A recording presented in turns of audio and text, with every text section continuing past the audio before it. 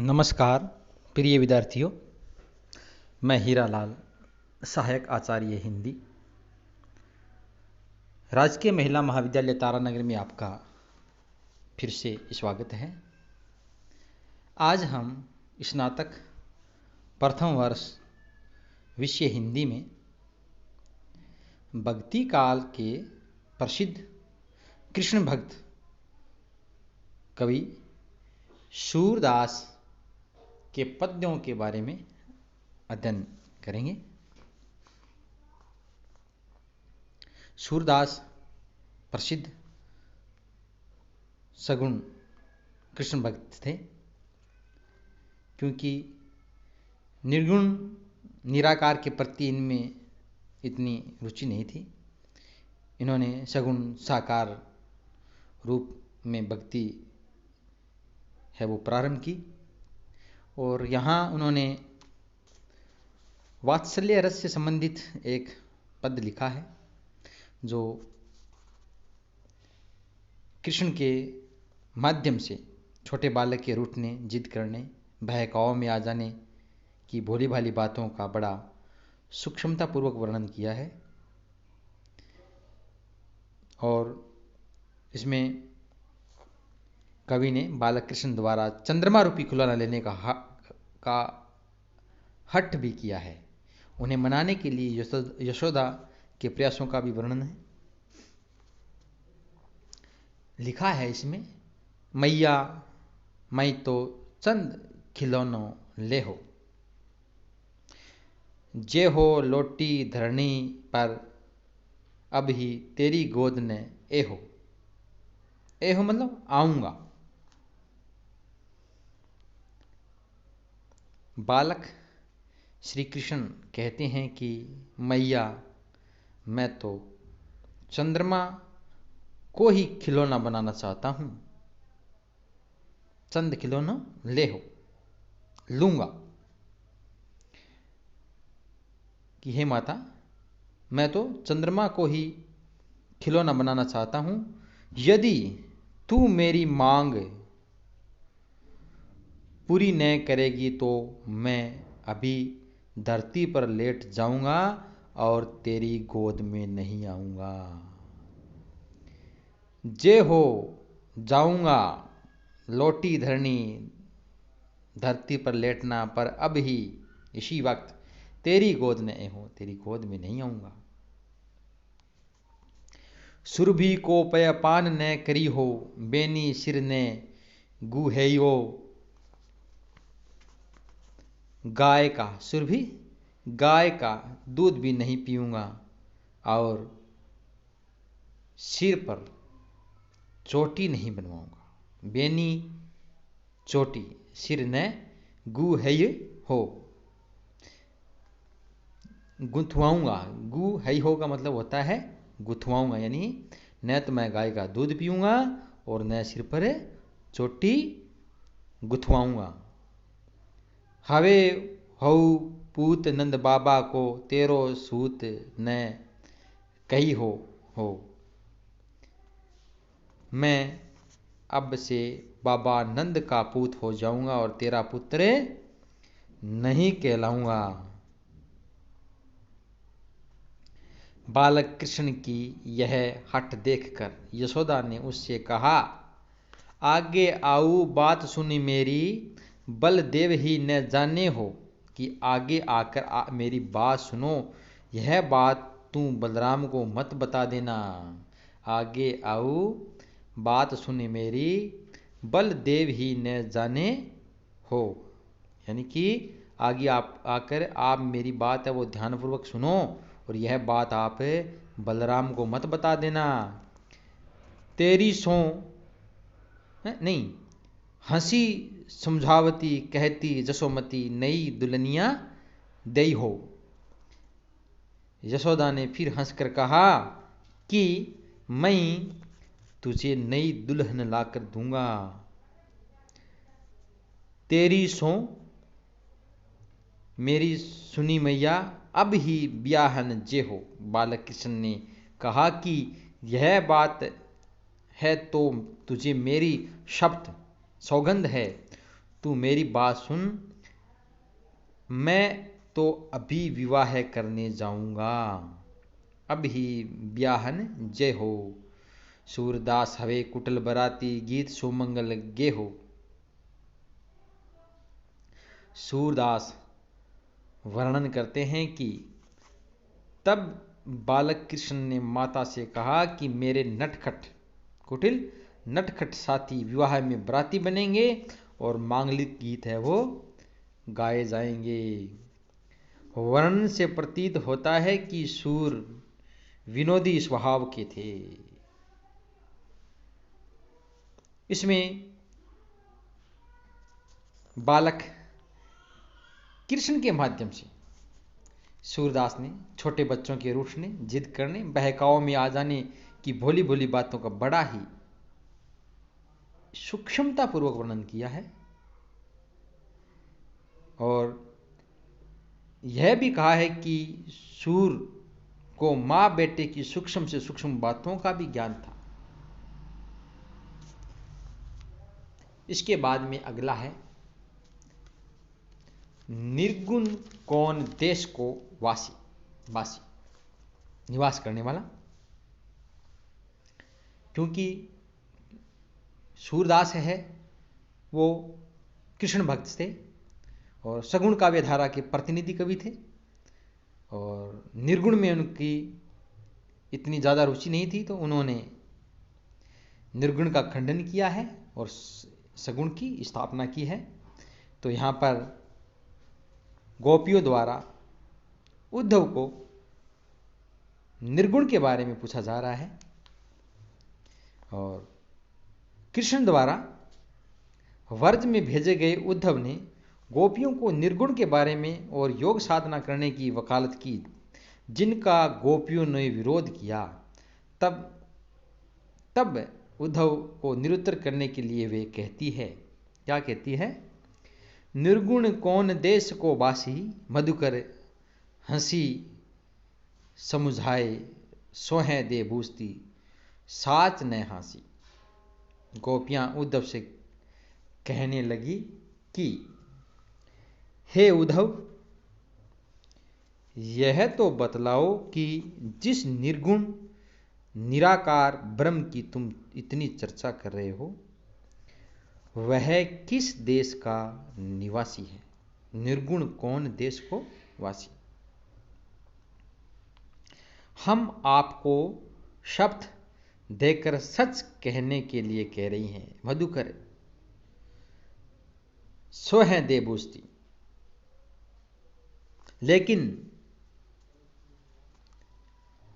मजाक नहीं कर रही, हंसी समुझाई, यानी आप हंसी मत समझना।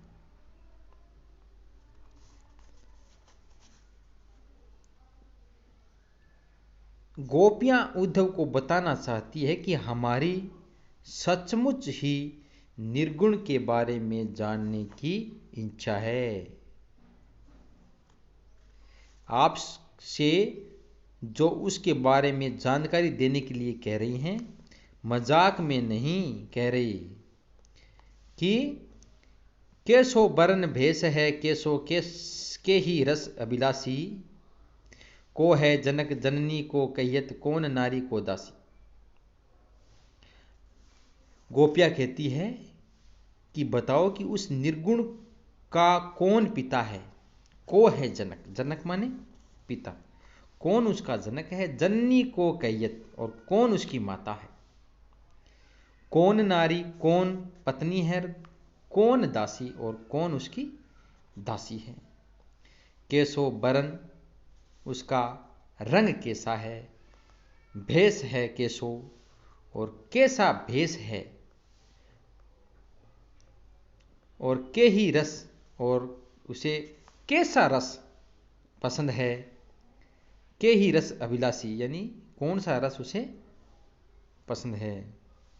यदि इन प्रश्नों का उत्तर गलत दोगे, कपट करोगे, तो आप अपने किए हुए का फल भोगोगे, आपको पाप लगेगा। पावेगो पुण्य कियो आपनो, यानी आपने जो पाप किया है उसका फल आपको ही भोगना पड़ेगा। जो रे कहेगो गासी, गासी का मतलब यहां पर झूठ या कपट, यानी आपने कोई झूठी बात बताई है तो उसका फल आप स्वयं ही को भुगतना पड़ेगा। सुनत मौन हवे रहो ठग्यो, सो सूर सब मति नासी। गोपियों की ये बातें सुनकर उद्धव एकदम चुप हो गया। अब तक वे जो बढ़ चढ़कर बातें कर रहे थे वे कुछ भी न कह सके और ठग्गे से रह गए। सुनत मौन, गोपियों की बातें सुनकर, कि गोपियों ने उनको बताया कि कौन सा देश है निर्गुण का और कौन उसके पिता हैं, कौन माता है, कौन उसकी पत्नी है, कौन उसकी दासी है, कैसा उसका वर्ण है, कैसा उसका भेष है, किस रस का वो अभिलाषी है। ऐसी बातें सुनकर और अंत में उनको ये और कहा कि अगर आप हमसे गांसी यानी कि झूठ बोलोगे तो पावेगो पुण्य कियो आपनो जोरे, यानी कि अगर आप हमसे झूठ बोलोगे तो आपको अपने किए का फल भोगना पड़ेगा या आपको पाप लगेगा। इस ऐसी बातें सुनकर उद्धव है वो क्या है, मौन हो जाते हैं। सुनत मौन, यानी कि ऐसी बातें सुनकर गोपियों की वो मौन हो जाते हैं। रहो हवे रहो और हो गया, हवे रहो का मतलब यहां पर सुनत मौन हवे रहो, यानी वह सुनकर मौन हो गया। हवे रहो का अर्थ यहां पर हो गया ठग्यो, और उसे ऐसा लग रहा था कि जैसे ठग्गे से रह गई, यानी कि अपनी तरफ से कोई भी बात का प्रत्युत्तर न दे पाने के कारण वह ठगा सा महसूस करने लगा। तो सो सूर सब मति नासी, सूरदास वर्णन करते हैं कि उस समय गोपियों की दशा देखकर उद्धव को ऐसा लगा कि उन सभी की बुद्धि अर्थात उचित सोचने विचारने की क्षमता समाप्त हो गई है, या अनन्य प्रेम निष्ठा से गोपियों की विवेक बुद्धि नष्ट हो गई है, क्योंकि गोपियां सगुण साकार रूप श्री कृष्ण के मोह में बंधी हुई थी और उद्धव है वो उन्हें निर्गुण की जानकारी देने के लिए आया था। इस पद्य में गोपियां उद्धव से निर्गुण की जानकारी देने के लिए कहती हैं और वे उनसे निर्गुण के बारे में ऐसे प्रश्न करती है कि उद्धव उनका कोई उत्तर ही न खोज पाए। यानी कोई चीज निराकार है, उसके कौन तो माता होंगी, कौन पिता होंगे, कौन उसकी नारी होगी, कौन दासी होगी, कैसा भेष होगा, किस रस में वो अभिलाषी होगा, किस रस का, और कैसा उसका वर्ण होगा, यानी कि वो तो निर्गुण निराकार है। इन बातों का उत्तर है वो उद्धव के पास नहीं था। गोपियों के कथन से उनकी वाक पटुता और वाग विदग्धता व्यक्त हो रही है, यानी कि बोली की चतुराई और वाक विदग्धता यानी प्रत्युत्तर देने में भी बहुत ज्यादा सक्षम, अपनी बातों द्वारा ऐसे भी न हो कि हम उससे मजाक कर रही हैं लेकिन फिर भी मुख्य विषय से उससे जोड़े रखना, ऐसी कला भी गोपियों में पाई जाती है। इसमें अनुप्रास अलंकार है, जैसे समुझाए सोहे सांच आदि वर्णों की बार बार आवृत्ति होती है, तो यहाँ पर अनुप्रास अलंकार है। और कठिन शब्दों में जैसे बासी माने बसने वाला, बासी माने बसने वाला यानी कि रहने वाला या फिर निवास करने वाला। सौ है का मतलब होता है शपथ या फिर कसम, सौगंध। बूझती का मतलब होता है पूछती है। और की ही का मतलब होता है यहां पर किस। गांसी का मतलब होता है झूठ, कपट। और हवे रहो का अर्थ होता है हो गया। तो इस पद्य में हमने उद्धव और गोपियों के बारे में, उनके वार्तालाप के बारे में पढ़ा है। उद्धव को श्री कृष्ण ने वर्ज इसलिए भेजा था कि गोपियों को आप निर्गुण के बारे में और योग साधना के बारे में आप उनको बताएं। लेकिन जब आकर उद्धव ने निर्गुण के बारे में और योग साधना के बारे में गोपियों को बताया तो गोपियों ने उनका विरोध किया।